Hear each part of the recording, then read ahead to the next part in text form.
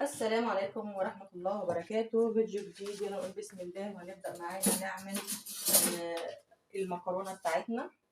صلصة المكرونة بتاعتنا طريقة حلوة جدا وسهلة جدا. طبعا أنا نسيت الحلة وراحت عاملة الزيت كده. طبعا حطيت شوية زيت، وطبعا هحط هنا ملح وثوم وفلفل حر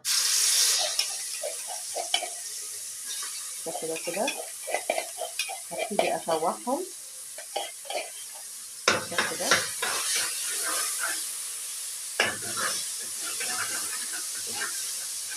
انت بقى اي طريقه عملت بيها صلصه الطماطم،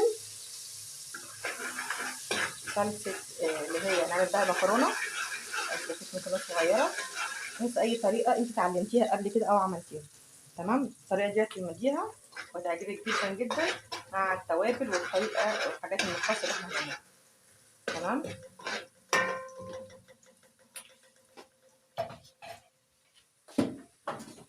طبعا عندنا القطه، طبعا احنا عارفين القطه غاليه.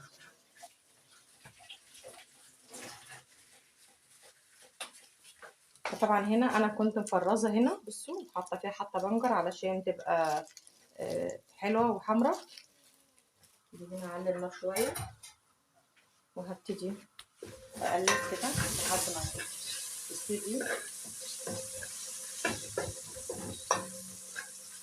كده. احط عليها شويه كزبره، بيبقى طعمه حلو كده لما تتشوح معاها. واحط عليها شويه كمون، ريحه برضو معاها كأنك بتعملي طشه ملوخيه. تمام. الريحه بتطلع بقى معاها واو، خطيره جدا ما شاء الله عليها. دي طبعا الطماطم بتاعتنا بالشكل ده. هبتدي ان انا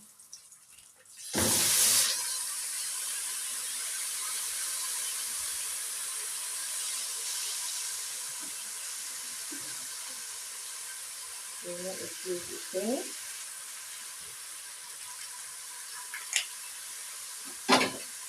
طبعا نعمل مكرونه وفراخ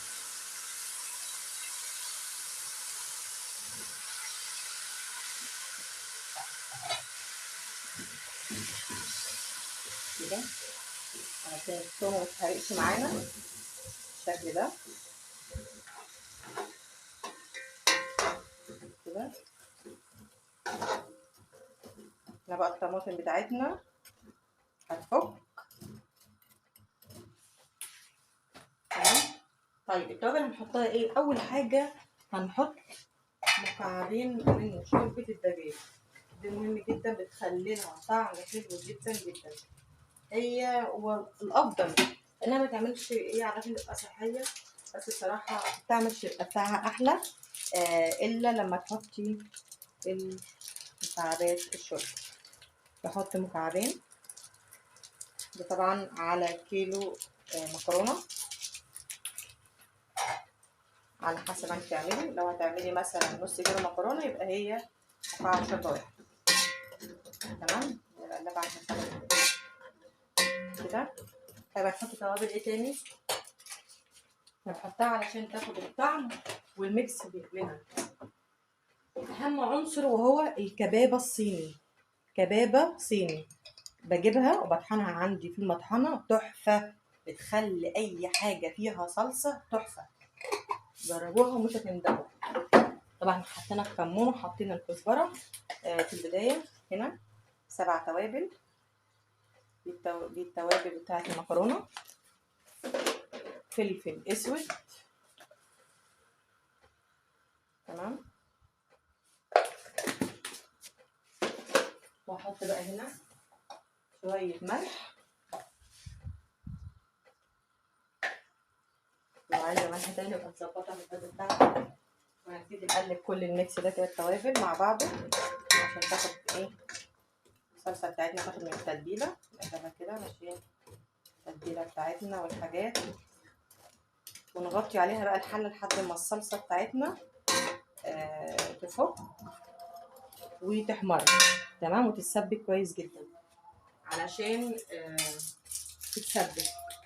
من الناحيه التانيه انا طبعا هنا الفرخه، ثواني. طبعا دي الفرخه معانا، انا قطعتها هنا بالشكل ده كده، وعملتها نقعتها محلول نقع الزفاره، وهو ليمون ودقيق. تمام. والكبده والقناصه.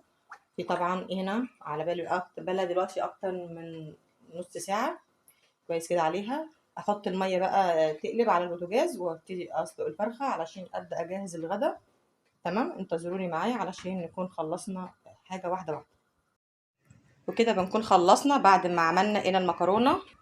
وكده بعد ما نكون خلصنا المكرونه بتاعتنا بقى، حطينا لها الصلصه. طبعا سلقنا المكرونه عادي وحطينا فيها شويه ملح وشويه زيت. واول ما استوت طبعا متبقاش مهريه قوي علشان احنا في دلوقتي الجو حر والحاجه ما تريش. وطبعا عملتها هنا مع فراخ محمره وشويه شوربه. وبألف انا وعليكم، ما تنسوش تدعمونا بلايك واشتراك في القناه وتفعيل الجرس الكل عشان يوصلك كل فيديوهاتنا على اليوتيوب. يا ريت لو الفيديو عجبكم تنسوش تدعمونا. سلام.